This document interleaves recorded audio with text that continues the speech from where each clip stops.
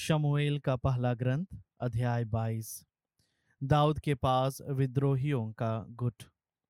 वहां से चलकर दाऊद अदुल्लाम की गुफा पहुंचा।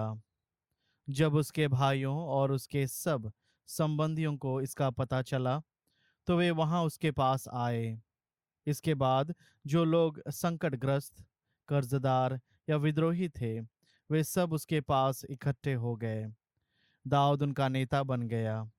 उसके साथ लगभग 400 आदमी हो गए।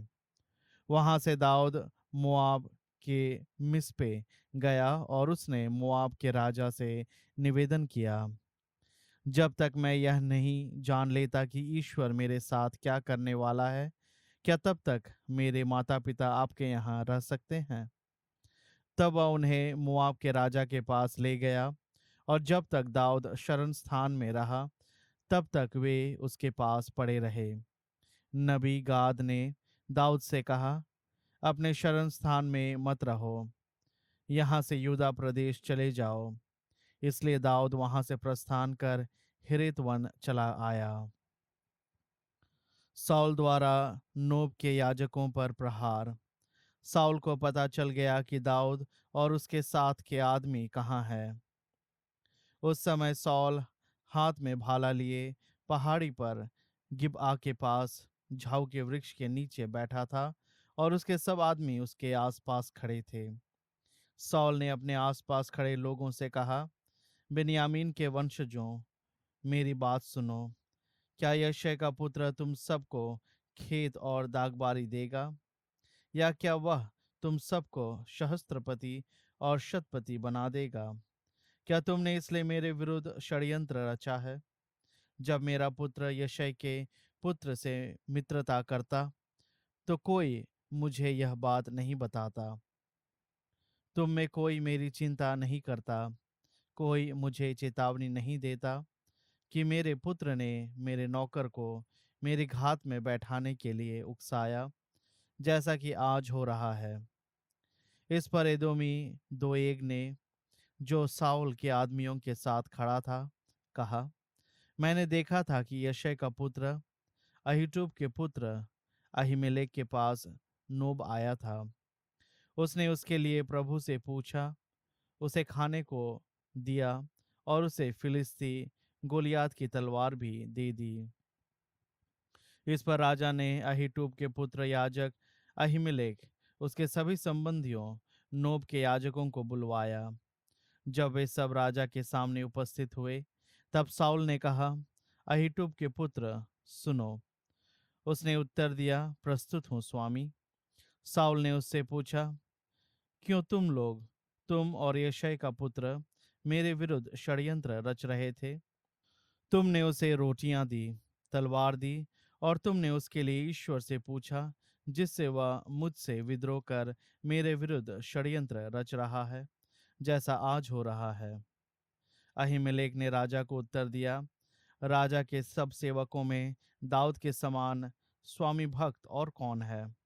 वह राजा का दामाद है, आपके अंगरक्षों का अध्यक्ष है, और आपके घर में उसका आदर है। क्या यह पहली बार है कि मैंने उसके लिए ईश्वर से पूछा? एकदम नहीं। राजा को अपने सेवक या मेरे संबंधियों पर ऐसा झूठा आरोप नहीं लगाना चाहिए, क्योंकि आपके दास को इस संबंध में कोई भी छोटी या बड़ी बात मालूम नहीं है। लेकिन राजा ने कहा, अहीमेलेक, तुम्हें और तुम्हारे सब संबंधियों को निश्चय ही मरना होगा। और तब राजा ने अपने पास खड़े अंगरक्षकों को आज्ञा दी, यहाँ आओ और प्रभु के इन याजकों को मार डालो, क्योंकि इन्होंने दाऊद का पक्ष लिया है। इन्हें पता था कि वह भाग रहा है, परंतु इन्होंने मुझे नहीं बताया। राजा के सेवकों ने प्रभु के याजकों पर हाथ उठाने से इनकार किया। इसलिए राजा ने दोएग को आज्ञा दी, तुम यहाँ आओ और इन याजकों का वध करो। तब एदोमी दोएग ने याजकों पर प्रहार किया, और उसी दिन उसने 85 पुरुषों का वध किया, जो छलटी के एफोन पहने हुए थे। उसने याजकों के नगर नोब में पुरुषों, स्त्रियों, बच्चों, दूध मुंहों, बैलों, गधों, भेड़ों, सबको तलवार के घाट उतार डाला। केवल अहीटूब के बेटे अहीमेलेक के पुत्रों में एक, जिसका नाम एब्यातर था, अपने को बचाकर दाऊद के पास भाग गया। एब्यातर ने दाऊद को बताया कि सौल ने प्रभु के याजकों को मरवा डाला है। दाऊद ने एब्यातार से कहा, जिस दिन एदोमी दोएग वहां था, उसी दिन मुझे मालूम हो गया था कि वह साउल से यह बात अवश्य कह देगा। मैं ही तुम्हारे पिता के कुटुंब के सारे लोगों की मृत्यु का कारण हूँ। तुम मेरे साथ रहो और मत डरो। जो मेरे प्राणों का गाहक है, वही तुम्हारे भी प्राण लेना चाहता है। मेरे यहाँ तुम सुरक्षित रहोगे। कैला में दाऊद, अध्याय 23। दाऊद को यह समाचार मिला कि फिलिस्ती कैला पर आक्रमण कर खलिहानों को लूट रहे हैं। इस पर दाऊद ने प्रभु से पूछा, क्या मैं जाकर उन फिलिस्तियों पर आक्रमण करूं? प्रभु ने दाऊद को उत्तर दिया, जाकर फिलिस्तियों पर आक्रमण करो और कैला की रक्षा करो। किंतु दाऊद के आदमियों ने उससे कहा, जब यहाँ यूदा में रहकर हम डर रहे हैं, तब यदि हम फिलिस्तियों की सेना के विरुद्ध लड़ने कैला पहुंचेंगे, तो वहां हम और अधिक डरेंगे। दाऊद ने फिर प्रभु से पूछा, और प्रभु का उत्तर यह था, कैला चलो, क्योंकि मैं फिलिस्तियों को तुम्हारे हाथ दे दूंगा। तब दाऊद अपने आदमियों के साथ कैला जाकर फिलिस्तियों से लड़ने लगा। उसने उनके ढोर छीन लिए और उनको बुरी तरह पराजित किया। इस प्रकार दाऊद ने कैला के निवासियों की रक्षा की। जब अहीमेलेक का पुत्र एब्यातार भागकर दाऊद के पास कैला आया था, तब उसके साथ उसके हाथ में एक एफोद भी था। साउल को यह समाचार दिया गया कि दाऊद कैला में है।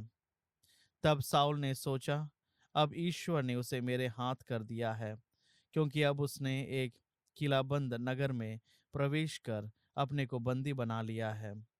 साउल ने युद्ध के लिए अपनी सेना बुलाई, जिससे वे कैला जाकर दाऊद और उसके आदमियों को घेर लें।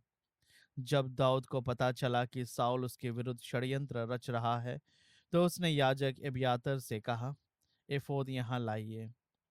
तब दाऊद ने कहा, प्रभु इज़राइल के ईश्वर, तेरे दास को पता चला कि साउल मेरे कारण नगर को नष्ट करने के लिए कैला आने वाला है। क्या कैलावासी मुझे उसके हाथ दे देंगे? क्या जैसा तेरे दास ने सुना है, साउल सचमुच आएगा? प्रभु इज़राइल के ईश्वर, अपने दास को उत्तर दे। प्रभु ने उत्तर दिया, हाँ, वह आएगा। तब दाऊद ने पूछा, क्या कैलावासी मुझे और मेरे आदमियों को साउल के हाथ दे देंगे? प्रभु ने उत्तर दिया, हाँ, वे तुम्हें दे देंगे। इस पर दाऊद अपने लोगों के साथ वहां से भाग चला। उनकी संख्या लगभग 600 थी। जब कैला छोड़ने के बाद वे इधर उधर भटक रहे थे, तब साउल को समाचार मिला कि दाऊद कैला से भाग निकला है, और उसने नगर पर आक्रमण करने का विचार छोड़ दिया। जीफ के उजाड़ खंड में दाऊद। दाऊद उजाड़ खंड की बीहड़ों में और जीफ के उजाड़ खंड की पहाड़ियों पर रहने लगा। साउल उसको ढूंढता रहा, परंतु ईश्वर ने उसे उसके हाथों में नहीं पड़ने दिया। दाऊद को मालूम था कि साउल उसके प्राणों का गाहक बनकर उसका पीछा कर रहा है। उस समय दाऊद जीफ के उजाड़ खंड में होर्शा में था। साउल का पुत्र योनातान होर्शा में दाऊद से मिलने आया। उसने ईश्वर के नाम पर उसे ढाढ़स देते हुए कहा, डरो मत, मेरे पिता साउल तुम्हें नहीं पकड़ पाएंगे। तुम इज़राइल के राजा बनोगे और मेरा पद तुम्हारे बाद होगा। मेरे पिता साउल भी यह जानते हैं। तब दोनों ने प्रभु को साक्षी बनाकर संधि की। दाऊद होर्शा में ही रह गया और योनातान घर लौट आया। दाऊद का साउल के हाथों से बच निकलना। जीफ के निवासियों ने गिबआ में साउल के पास आकर कहा, दाऊद हमारे यहाँ होर्शा के बीढ़ों में हकीला की पहाड़ियों पर छिपा है, जो यशीमोन के दक्षिण में है। राजा, आपकी इच्छा उधर जाने की हो तो आइए, और हम उसे राजा के हाथ देंगे। साउल ने उत्तर दिया, प्रभु तुम्हें आशीर्वाद दे, क्योंकि तुम मुझसे सहानुभूति रखते हो। जाओ, ठीक ठीक पता लगाओ कि वह कहाँ रहता है और किसने उसे देखा है। क्योंकि लोग मुझसे यह कहते हैं कि वह बड़ा चालाक है। उन स्थानों का पता लगाओ जहां वह छिपा रहता है और निश्चित समाचार लेकर मेरे पास आओ। तब मैं तुम्हारे साथ चलूंगा, और यदि वह देश में होगा तो मैं उसे यूदा के सब वंशों में ढूंढ लूंगा। वे साउल के आगे चलकर जीफ पहुंचे।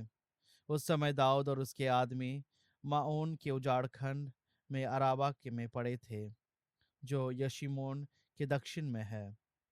जब साउल अपने आदमियों के साथ उसे ढूंढने लगा, तब दाऊद को इसकी खबर मिल गई।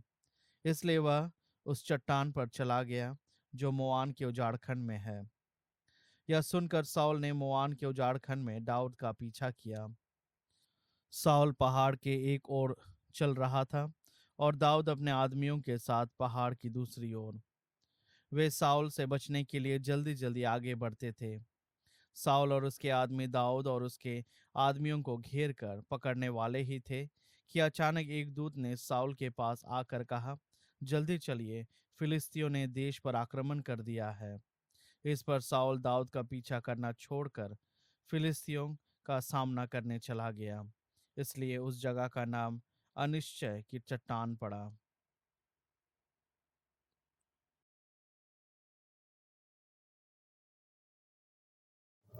स्तोत्र ग्रंथ अध्याय 127। यदि प्रभु ही घर नहीं बनाए तो राजमिस्त्रियों का श्रम व्यर्थ है। यदि प्रभु ही नगर की रक्षा नहीं करे तो पहरेदार व्यर्थ जागते हैं। कठोर परिश्रम की रोटी खाने वालों, तुम व्यर्थ ही सवेरे जागते और देर से सोने जाते हो। वह अपने सोए हुए भक्त का भरण पोषण करता है। पुत्र प्रभु द्वारा ही हुई विरासत है। संतति प्रभु द्वारा प्रदत्त परितोषित है। तरुणाई के पुत्र योद्धा के हाथ में बाणों जैसे हैं। धन्य है वह मनुष्य जिसने उनसे अपना तरकाश भर लिया है। जब उसे नगर के फाटकों पर शत्रुओं का सामना करना पड़ेगा तो वह लज्जित नहीं होगा।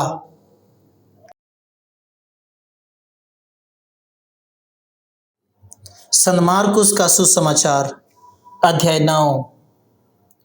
दुख भोग और पुनरुत्थान की दूसरी भविष्यवाणी। वे वहां से चलकर गलीलिया पार कर रहे थे। ईसा नहीं चाहते थे कि किसी को इसका पता चले, क्योंकि वे अपने शिष्यों को शिक्षा दे रहे थे।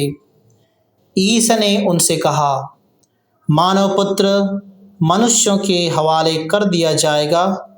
वे उसे मार डालेंगे और मार डाले जाने के बाद वह तीसरे दिन जी उठेगा। शिष्य यह बात नहीं समझ पाते थे, किंतु ईसा ने प्रश्न करने में उन्हें संकोच होता था। स्वर्ग राज में बड़ा कौन? वे कफरनाहुम आए। घर पहुंचकर ईसा ने शिष्यों से पूछा, तुम लोग रास्ते में किस विषय पर विवाद कर रहे थे?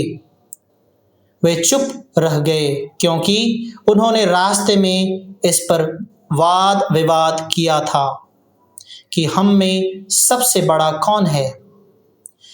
ईसा बैठ गए और 12 को बुलाकर उन्होंने उनसे कहा, जो पहला होना चाहता है वह सबसे पिछला और सबका सेवक बने।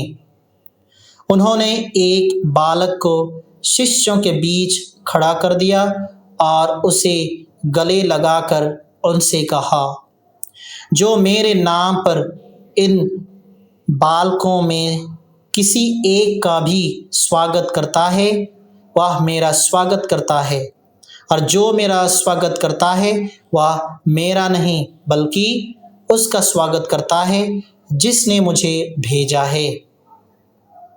उदारता। यूहन्ना ने उनसे कहा, गुरुवर, हमने किसी को आपका नाम लेकर अबदूतों को निकालते देखा और हमने उसे रोकने की चेष्टा की, क्योंकि वह हमारे साथ नहीं चलता। परंतु ईसा ने उत्तर दिया, उसे मत रोको, क्योंकि कोई ऐसा नहीं जो मेरा नाम लेकर चमत्कार दिखाए और बाद में मेरी निंदा करे। जो हमारे विरुद्ध नहीं है वह हमारे साथी है। मसीह के शिष्यों का उपकार। जो तुम्हें एक प्याला पानी इसलिए पिलाएगा कि तुम मसीह के शिष्य हो, तो मैं तुम्हें विश्वास दिलाता हूँ कि वह अपने पुरस्कार से वंचित नहीं रहेगा। बुरा उदाहरण। जो इन विश्वास करने वाले नन्हों में किसी एक के लिए भी पाप का कारण बनता है, उसके लिए अच्छा यही होता कि उसके गले में चक्के का पाट बांधा जाता और वह समुद्र में फेंक दिया जाता। और यदि तुम्हारा हाथ तुम्हारे लिए पाप का कारण बनता है तो उसे काट डालो। अच्छा यही है कि तुम लूले होकर ही जीवन में प्रवेश करो, किंतु दोनों हाथों के रहते नरक की ना बुझने वाली आग में ना डाले जाओ। और यदि तुम्हारा पैर तुम्हारे लिए पाप का कारण बनता है तो उसे काट डालो। अच्छा यही है कि तुम लंगड़े होकर ही जीवन में प्रवेश करो, किंतु दोनों पैरों के रहते नरक में ना डाले जाओ। और यदि तुम्हारी आँख तुम्हारे लिए पाप का कारण बनती है तो उसे निकाल दो। अच्छा यही है कि तुम काने होकर ही ईश्वर के राज्य में प्रवेश करो, किंतु दोनों आँखों के रहते नरक में ना डाले जाओ, जहाँ उनमें पड़ा हुआ कीड़ा नहीं मरता और आग नहीं बुझती। क्योंकि हर व्यक्ति आग रूपी नमक द्वारा रक्षित किया जाएगा। नमक अच्छी चीज है, किंतु यदि वह फीका पड़ जाए तो तुम उसे किससे छौंकोगे? अपने में नमक बनाए रखो और आपस में मेल रखो।